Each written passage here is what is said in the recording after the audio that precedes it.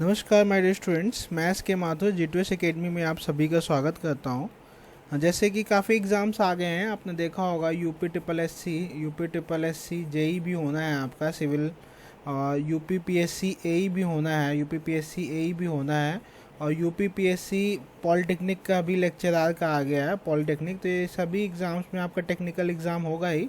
तो उन सब के लिए आपका वीडियोस जो हैं, मैं एक्चुअली अभी जो कोरोना के बाद जो है, अभी जो काफ़ी बच्चे परेशान हैं, कोचिंग्स ओपन नहीं हो पाई हैं, तो मैं एक क्वेश्चन प्रैक्टिस का सर्वेइंग का मैंने स्टार्ट किया था कि ये आप अगर प्रैक्टिस कर लेंगे जो हम बता रहे हैं आपको कंसेप्ट के साथ, तो चीज़ें आपको और क्लियर हो जाएंगी। पहला वीडियो पार्ट 1 आपको मैं डाल चुका हूँ, और काफ़ी बच्चे परेशान हैं हमसे जो जुड़े हुए हैं कि सर कोचिंग स्टार्ट करिए, तो अभी पॉसिबल नहीं हो पाया। जल्द जैसे ही स्टार्ट होगी हम आपको बताएंगे, क्विक रिवीजन क्लासेस चलेंगी।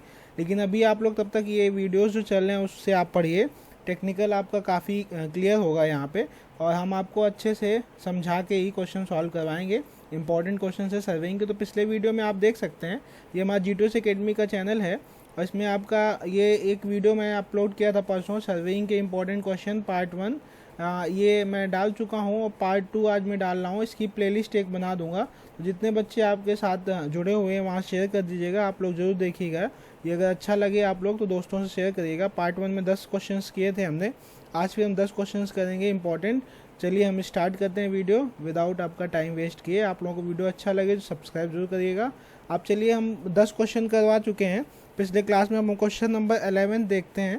क्वेश्चन नंबर 11 मैं टाइप नहीं करवाया, मैं बोल देता हूँ, तो आपको रिवीजन ही करना, चीज़ें क्लियर होंगी।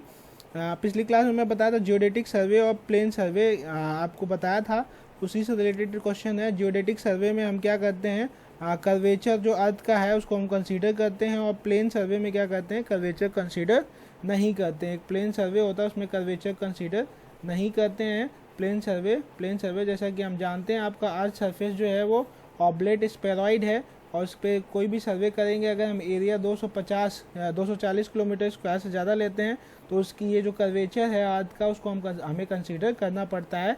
अगर उसको कंसीडर करेंगे तो उसको हम जियोडेटिक कहेंगे, अगर हम उसको कंसीडर नहीं करेंगे और उसको हम ऐसे प्लेन मान लेंगे तो उसको हम क्या कहते हैं, प्लेन सर्वे कहते हैं। ये इसकी लिमिट क्या है आपकी, 250 किलोमीटर स्क्वायर से अधिक होगा तो जियोडेटिक होगा, और 250 किलोमीटर स्क्वायर से कम होगा तो वो प्लेन सर्वे होगा आपका, उससे कम होगा तो आपका प्लेन सर्वे होगा किलोमीटर स्क्वायर से।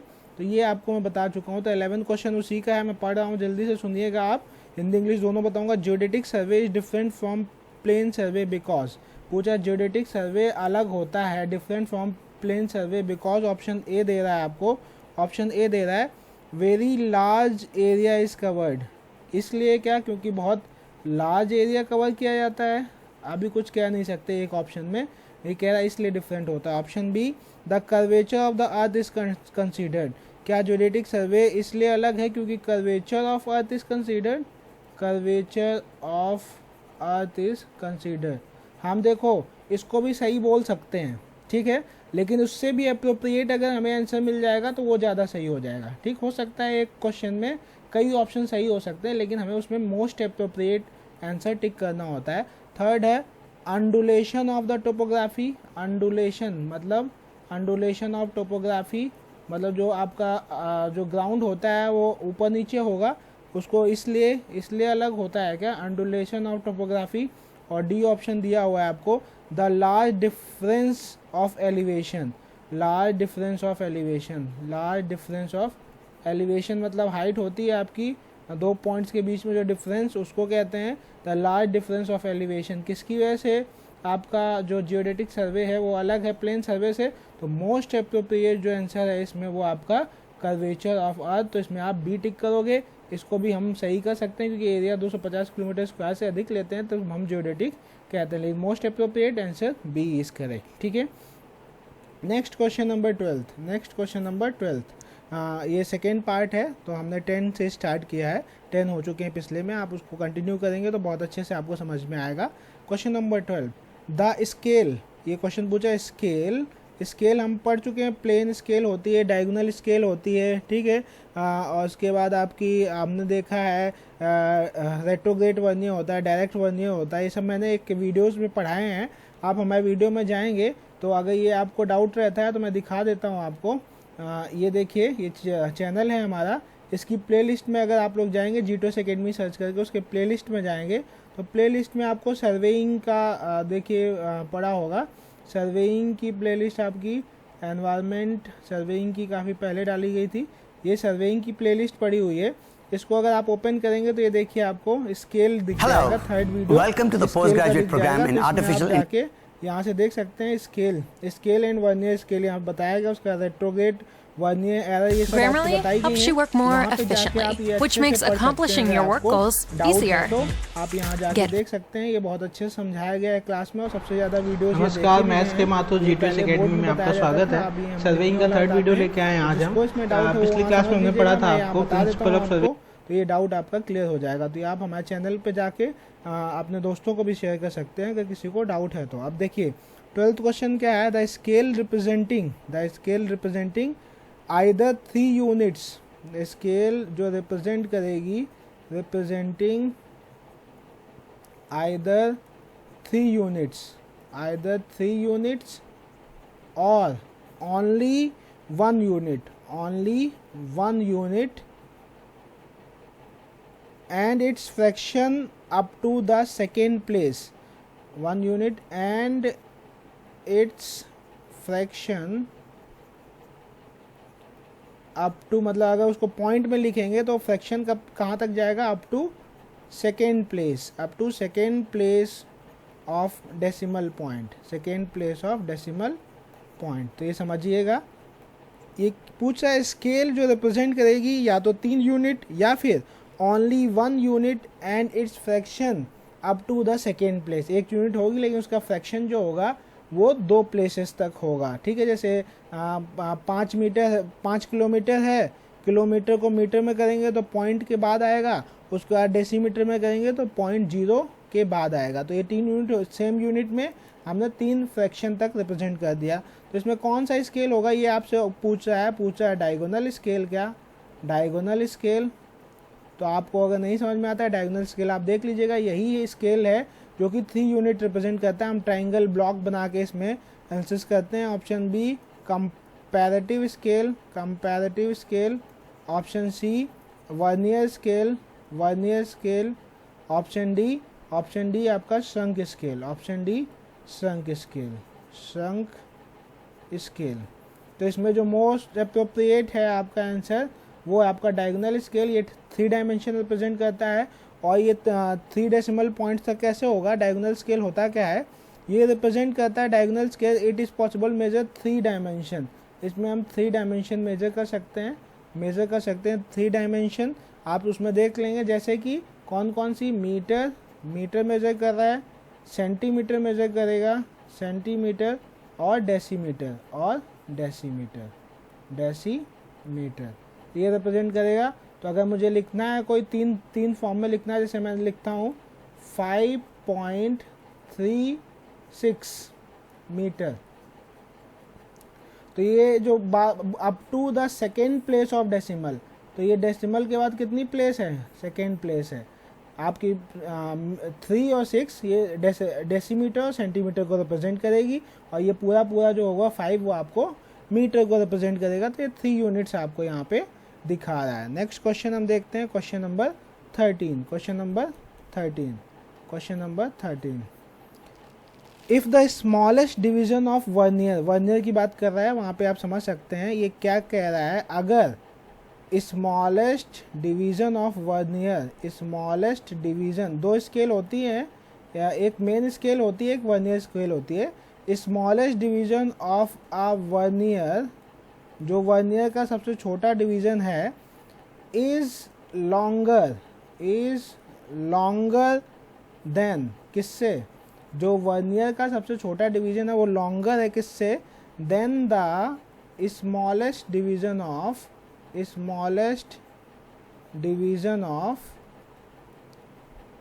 ऑफ इट्स प्राइमरी स्केल, मतलब main scale of its primary scale. ठीक है, the vernier is known as, ये 2016 का क्वेश्चन है। The vernier is known as, क्या कहेंगे उस वर्नियर को, ये पूछ रहा है। कब, जब जो स्मॉलेस्ट डिवीजन है किसका, smallest division of vernier is longer than the smallest division of primary scale. मतलब स्मॉलेस्ट डिवीजन जो वर्नियर होगा वो बड़ा होगा smallest division of main scale से, तो उसको हम क्या कहेंगे, ये आपसे पूछ रहा है। तो इसमें पहले 4 ऑप्शन है वो हम आपको दिखा देते हैं।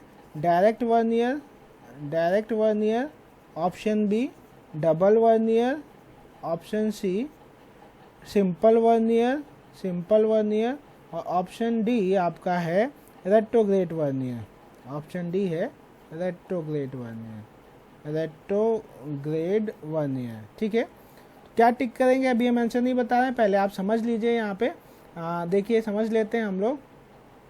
यहाँ पे समझिएगा, जो डायरेक्ट वर्नियर होता है वो मैं आपको यहाँ बना के दिखाता हूँ, आप ध्यान से समझिएगा।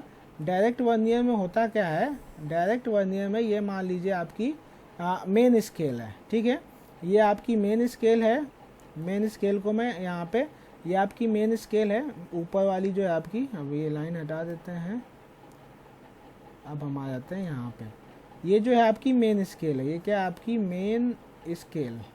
ठीक है, इसमें मान लो ये आपका 5 है बड़ा, और ये आपके मार्क हैं 1 2 3 4 5 6 7 8 9 10। ये आपका मेन स्केल है जिसको 10 डिवीजन में बांट रखा है। मेन स्केल का ये 5 से लेके ये 6 तक हो गया, और उसको कितने पार्ट्स में बांटा है, छोटे छोटे पार्ट्स में बांटा है। 1 2 3 4 5 6 7 8 9, और ये 10th में आपका 6 हो गया। ठीक, ये आपका मेन स्केल है। तो मेन स्केल का जो डिवीज़न है उसको हम किससे डिनोट करते हैं, 1 डिवीज़न को जो है हम एस से डिनोट करते हैं। जो मेन स्केल होता है कहीं भी कर देते हैं, जैसे 8 से 9 हो गया, 0 से 1 हो गया, उसको हम कैसे डिनोट करते हैं, एस। मेन स्केल को हम एस से। अब जो वर्नियर स्केल होता है वो डायरेक्ट वर्नियर के केस में क्या होता है, उसको हम बनाएंगे येलो से। देखिएगा ध्यान से, वर्नियर स्केल में ये 0.1 कम होता जाता है, मतलब ये थोड़ा सा कम होगा 0.1। तो वर्नियर स्केल का 0 आपका ये 1 हो गया, फिर यहाँ से 0.1 और हो जाएगा, ये 2 हो गया, और 0.2 कम हो चुका है 0.3, तो ये आपका 3 हो गया, फिर ये आपका 4 हो गया।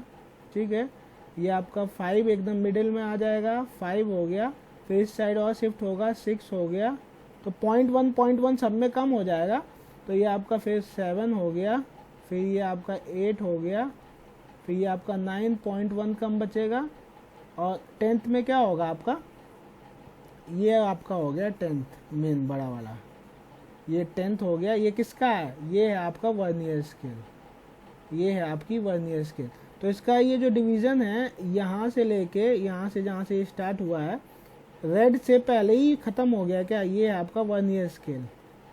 तो इसमें जो एस था आपका वो यहाँ से लेके यहाँ तक था, रेड वाले तक यहाँ तक था, एस जो था आपका यहाँ तक था। तो ये डायरेक्ट वर्नियर है, जिस डायरेक्शन में आपकी मेन स्केल चल रही है उसी डायरेक्शन में आपकी रेट्रोग्रेड स्केल आपकी वर्नियर स्केल चल रही है।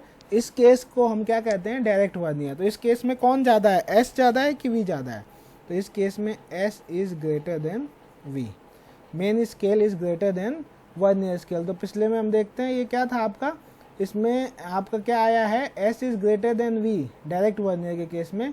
और इसमें क्वेश्चन में क्या पूछा था आपसे, क्वेश्चन में पूछा है V is greater than S, इसका मतलब ये डायरेक्ट वर्नियर तो नहीं होगा। ठीक है, और ये डबल वर्नियर होता नहीं है, सिंपल वर्नियर होता नहीं है, रेट्रोग्रेड वर्नियर इसका आंसर होगा। और रेट्रोग्रेड में आपको बता देता हूँ क्या होता है, ध्यान से देखिएगा, ध्यान से देखिएगा रेट्रोग्रेड वर्नियर क्या होता है आपका, इसको आप ध्यान से देखिएगा। तो ये आपका 0 से 10 तक जो आपको ये मैंने दिखाया है, ये जो येलो से स्टार्ट किया है, ये आपका यहाँ से 0 से स्टार्ट हुआ, ये 0 से स्टार्ट हुआ, 1 2 3 और 10 0.1 कम हुआ, तो इसका 10th किस पे जाके मिल गया, मेन स्केल की 9th पे जाके मिल गया। ऐसे ही आपका ये कौन सा वर्नियर है, ये आपका डायरेक्ट वर्नियर है, ये क्या है आपका डायरेक्ट वर्नियर। और डिटेल में समझना है तो आप वीडियो लेक्चर देख लीजिएगा। अब हम आपको रेट्रोग्रेड वर्नियर बना के बता रहे हैं, रेट्रोग्रेड वर्नियर ध्यान से देखिएगा। रेट्रोग्रेड वर्नियर के केस में क्या होता है, ये आपकी ये आपकी लाइन खींच दी मैंने, ठीक है। ऊपर जो होगा आपका मेन स्केल होगा, इसमें क्या होता है, इसमें थोड़ा सा उल्टा होता है, देखिएगा। ये आपका मान लो ये 5 है आपका बड़ा वाला मेन स्केल का, और ये डिवीज़न मैंने कर दिए 1 2 3 4 5 6 7 8 9, और थोड़ा सा इसको लंबा करके यहाँ पे हमने 10 कर दिया, ठीक। ये 10 पे क्या हो जाएगा, 6 हो जाएगा। तो ये 1 2 3 4 5 6 7 8 9, 10th पे जो है आपका वो 6 हो गया। बड़ा वाला है 5 to 6 को डिवीज़न को हमने 10 पार्ट्स में डिवाइड कर दिया। ऊपर वाला कौन सा स्केल है, मेन स्केल। ऊपर वाला कौन सा स्केल है, मेन स्केल। अब जो रेट्रोग्रेड वर्नियर होता है, तो ये जो स्पेसिंग है ये जो होती है, इसको हम क्या कहते हैं, मेन स्केल की स्पेसिंग को एस कहते हैं, ठीक है। इसके पहले और आप अगर जाएंगे यहाँ पे तो क्या होगा, यहाँ कहीं 4 होगा आपका, यहाँ कहीं 4 होगा, ये बड़ा वाला 4 होगा। इसको भी 10 पार्ट में बांटेंगे, 1 2 3 4 5 में छोटा बना दे रहा हूँ, 6 7 8 9, 10th में ये आपका 5 होगा, ठीक है, समझ रहे हैं। ऐसे इसके और पहले जाएंगे तो 3 होगा, इसके और आगे जाएंगे तो 6 होगा। 10 इक्वल पार्ट डिवाइड करने में मेन स्केल ऐसे चलेगी, ठीक है। अब जो आपका जो रेट्रोग्रेड वर्नियर होता है उसमें उल्टा रीडिंग चलती है, ठीक है। येलो से बनाते हैं कैसे, मान लो कि हम यहाँ से स्टार्ट करते हैं, तो रेट्रोग्रेड वर्नियर का ये अगर 0 है तो उसमें 0.1 कम होता था, इसमें 0.1 बढ़ता है। तो इसका जो 1 होगा 0.1 ज़्यादा होके 1 होगा, फिर 0.1 यहाँ ज़्यादा हो चुका है, फिर से 0.1 ज़्यादा होगा तो यहाँ पे 0.2 ज़्यादा हो जाएगा, ये 2 हो गया। 0.2 ज़्यादा हो चुका है, फिर से 0.1 ऐड करोगे तो 0.3 आपका ज़्यादा हो जाएगा, और ये आपका क्या हो गया, 3 हो गया। फिर 0.3 हो चुका है, 0.1 0.4 हो गया आपका, ये 4 हो गया। फिर 0.5 एकदम मिड में आ जाएगा और आपका ये 5 नंबर हो गया। किसका है ये वर्नियर स्केल का है। फिर इस साइड शिफ्ट होने लगेगा, 0.6 हो गया, 6 हो गया, 0.7 हो गया, 7 हो गया, 0.8 हो गया और 5 पहुंच जाएगा तो 8 हो गया, 0.9 हो गया तो और 5 पहुंच जाएगा, 9 हो गया। अब आप देखोगे, अब 10वें में 0.1 ऐड करते जाओगे तो एक नंबर क्रॉस कर गया, और इसका जो है आपका ओवरलैप करेगा कहाँ पे, यहाँ पे 10 ओवरलैप करेगा आपका, ठीक है। तो इस केस में जो मेन स्केल है वो आपकी रेड से दिखा रहा हूँ, मेन स्केल इस डायरेक्शन में चल रही है, लेकिन रेट्रोग्रेड स्केल आपकी इस डायरेक्शन में चल रही है। और ये जो आपका 1 मार्क जो है वो आपका ये वर्नियर स्केल का V है, और पुराने वाले का जो आप में S देखोगे वो कहाँ तक है, यहाँ तक है, रेड तक, तो ये आपका S है। तो इसमें कौन ज़्यादा है, V is greater then S, यही था क्या पिछले क्वेश्चन में, देखिए V is greater then S, तो ये कौन सा केस है, रेट्रोग्रेड वर्नियर का केस है। तो ये आपका ऑप्शन करेक्ट हो गया। ये अगर आपको समझ में आ गया है तो आप अच्छे से क्वेश्चन ये कर ले जाओगे, और ये समझने वाली चीज़ है, रटने वाली चीज़ नहीं है। और जानकारी चाहिए तो आप वीडियो देख सकते हैं। आई होप ये वीडियो आपको, ये जो क्वेश्चन मैंने समझाया आपको समझ में आया होगा, ठीक है। कौन सा क्वेश्चन चल रहा था, question number 13। Next question number 14, question number 14। Hydrographic survey deal with the mapping of, हम बता चुके हैं हाइड्रो लगा हुआ है वाटर से रिलेटेड, हाइड्रोग्राफिक सर्वे डील किससे करता है, हाइड्रोग्राफिक सर्वे बता चुके हैं आपको वाटर से, तो ऑप्शन में पढ़ के बता दे रहा हूँ, आप बताएंगे। Option A large water bodies, yes correct है, लार्ज वाटर बॉडीज।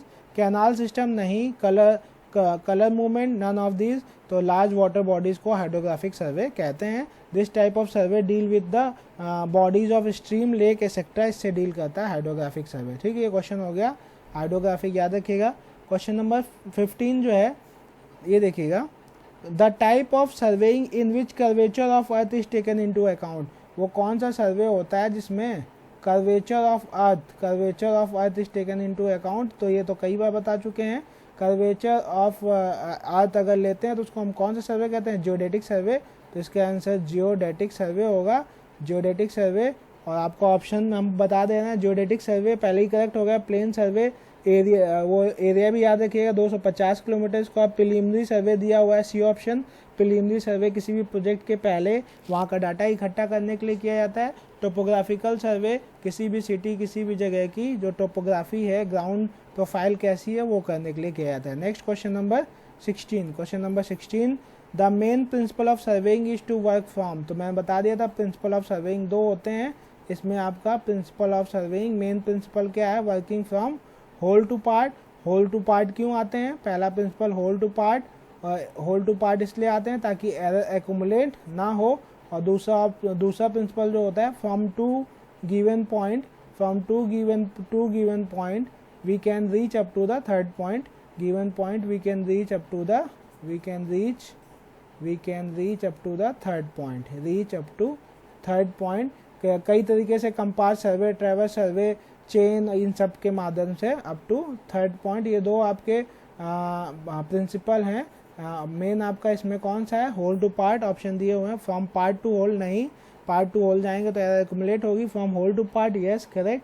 और सी दिया हुआ है from higher level to the lower level, नहीं ये तो लेवलिंग का हो गया। From lower level to higher level, level से हमें कुछ मतलब नहीं होता है। नेक्स्ट 17 क्वेश्चन देखिए, जो आपको अभी मैंने स्केल समझाया है उससे रिलेटेड है, आपको समझ में आया है कि नहीं ये आप देखिएगा।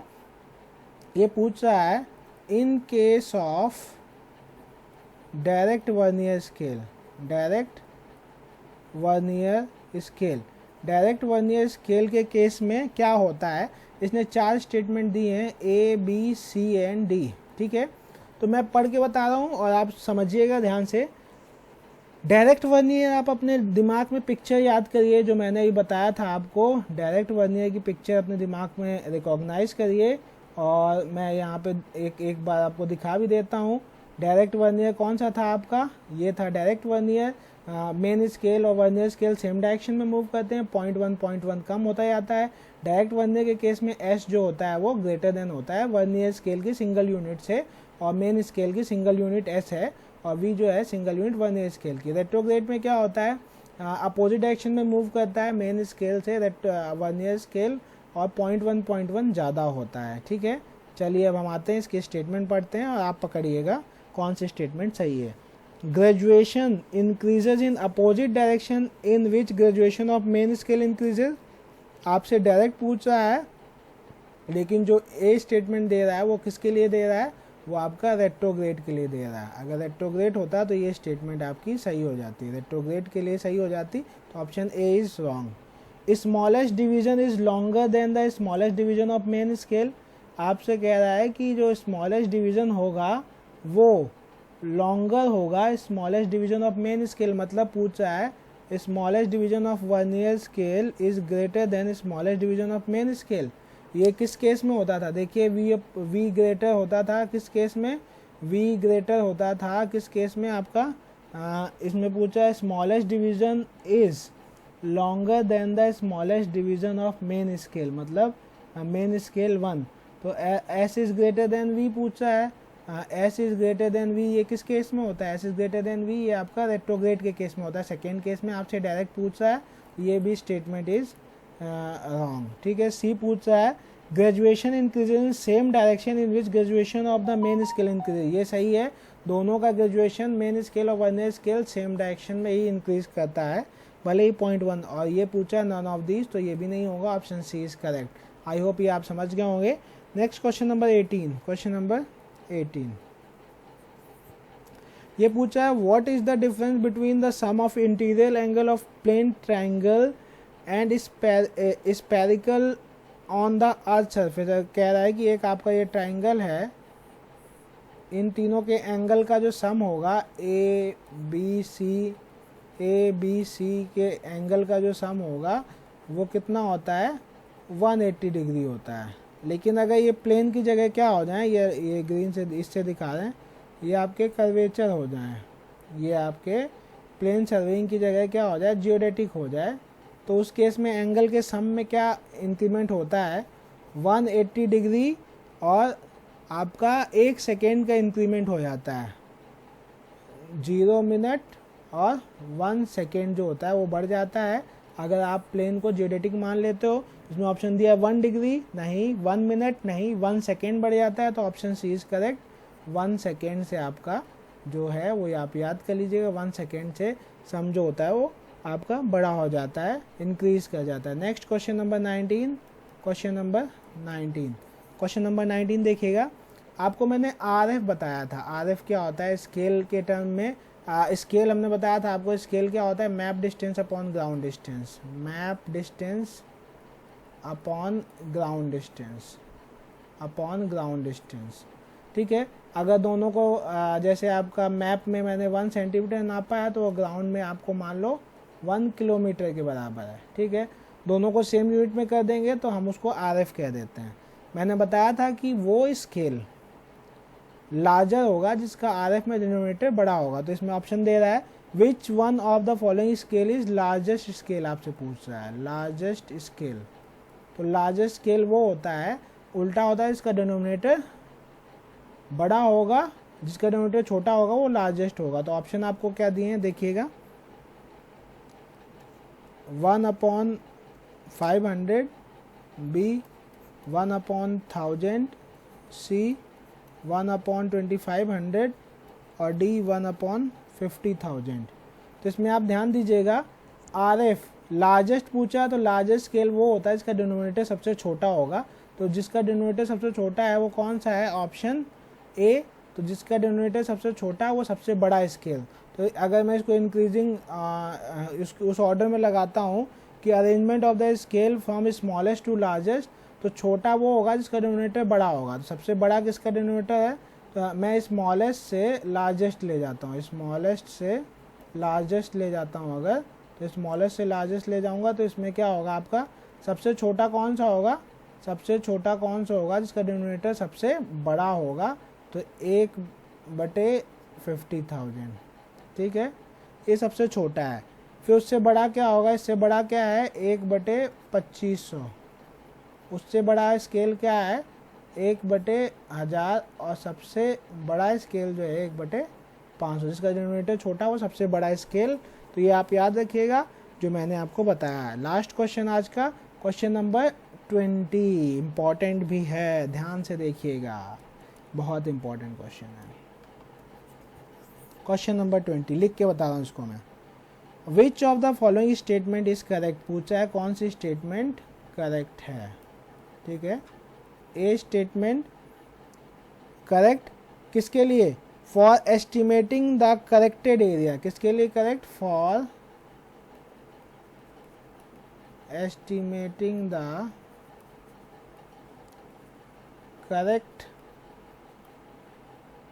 corrected area, for estimating the corrected area from a map of shrunk factor f, shrunk factor f। Estimating करनी है करेक्टेड एरिया की, किससे, from a map of shrunk factor f। ठीक है, सबसे पहले इसमें मैं ऑप्शन लिख देता हूँ, उसके बाद मैं आपको एलिब्रेट करूँगा चीज़ें। Option number A, it is directly proportional to F. Option B, it is directly proportional to square of F. Option number C, it is inversely proportional. Inversely proportional मतलब 1/f proportional to F. Option D, it is inversely proportional to square of F. ये आपके statement के form में लिखा है, मैंने symbol के form में लिख दिया। अब आप इसको देखिएगा ध्यान से, मैं कुछ बता रहा हूँ आपको। सबसे पहले हमें समझना पड़ेगा कि श्रंक रेशियो, श्रिंकेज फैक्टर या श्रिंकेज रेशियो होता क्या है। एक चीज़ होती है जिसको हम बच्चे को बहुत कम पढ़ते हैं, ध्यान नहीं देते इस पर, ध्यान से देखिएगा, श्रिंकेज रेशियो। ठीक है, इसको SR भी कहते हैं, या इसी को हम क्या कहते हैं, SF कहते हैं, जिसको हम क्या कहते हैं, श्रंक फैक्टर, या फिर और श्रंक फैक्टर, जिसको हम क्या कहते हैं, SF कहते हैं। तो ये होता क्या है, SR या फिर SF इक्वल टू होता है ये आपका श्रंक लेंथ, मैप में जो सिकुड़ जाती है length, shrunk length upon original length, upon original length, या फिर shrunk scale upon original scale, shrunk scale upon original scale. ये आपका श्रिंकेज फैक्टर या श्रिंकेज रेशियो का फॉर्मूला है आपका, shrunk length upon original length, या फिर श्रंक स्केल के टर्म में बात करेंगे और तो ओरिजिनल स्केल। कोई मैप है आपने बनाया है, वो सिकुड़ गया है, तो उसमें जो लेंथ सिकुड़ी हुई लेंथ है और ओरिजिनल लेंथ है, या श्रंक स्केल या ओरिजिनल स्केल जो है वो। तो इसमें आपसे क्वेश्चन में क्या पूछा था, करेक्ट डिस्टेंस ऑन, करेक्ट इसका फॉर्मूला होता है correct distance on map, correct distance of map in term of, किसके टर्म में, इन टर्म ऑफ ओरिजिनल स्केल के टर्म में हमें करेक्ट डिस्टेंस मैप में कैसी पता चलेगी। ओरिजिनल स्केल का फॉर्मूला होता है major distance, measured distance on map, measured distance on map upon जो आपने अभी देखा है SF श्रिंकेज फैक्टर। तो आपसे क्वेश्चन में पूछा क्या है, ऐसे ही अगर करेक्ट डिस्टेंस ऑन मैप है, ऐसे ही करेक्ट एरिया ऑन मैप हो जाएगा। तो मेजर्ड एरिया ऑन मैप हो जाएगा यहाँ पे, ये मैं येलो से ग्रीन से दिखा दे रहा हूँ। इस यहाँ पे जैसे करेक्ट डिस्टेंस है, यही अगर डिस्टेंस की जगह करेक्ट एरिया हो जाएगा on map in term of original scale, तो यहाँ पे मेजर्ड डिस्टेंस की जगह क्या हो जाएगा, एरिया हो जाएगा, और SF की जगह क्या हो जाएगा, SF स्क्वायर, अगर एरिया की बात करेंगे तो। ठीक, अगर वॉल्यूम की बात करेंगे तो मैं येलो से दिखा दे रहा हूँ, correct volume on map in term of original scale equal to measured volume on the map, और अपॉन में क्या होगा, श्रिंक फैक्टर का क्यूब। तो आपका जो डिस्टेंस क्वेश्चन में क्या था, आपका for estimating the correct area from the map of shrunk. तो एरिया के लिए क्या होता है, डायरेक्टली प्रोपोर्शनल टू F है कि inversely proportional to F square है। क्या दिख रहा है आपको, तो इसमें आपका ये दिख रहा है, एरिया के केस में ये ग्रीन वाला है, तो इनवर्सली प्रोपोर्शनल टू SF का होल स्क्वायर। तो इसमें ऑप्शन कौन सा सही हो जाएगा, ऑप्शन इनवर्सली प्रोपोर्शनल टू, आपका ऑप्शन जो करेक्ट होगा ये D हो जाएगा, ये आपका आंसर हो जाएगा। आई होप ये चीज़ें आपको समझ में आई होंगी, और मैं आपसे अलविदा लेता हूँ इस वीडियो में। नेक्स्ट वीडियो आपके साथ जल्दी लेके आऊँगा। आप लोगों को वीडियो अच्छा लगा हो तो लाइक ज़्यादा से ज़्यादा करिएगा, शेयर करिएगा, ज़्यादा वीडियो देखा जाएगा तो हम और मेहनत करके आपके लिए अच्छा वीडियो बनाने की और कोशिश करेंगे। वीडियो अच्छा लगे तो लाइक से सब्सक्राइब जरूर करिएगा, दोस्तों जरूर शेयर करिएगा। आई होप ये वीडियो यूजफुल होगा आपके लिए। Thank you for watching this video, thank you a lot.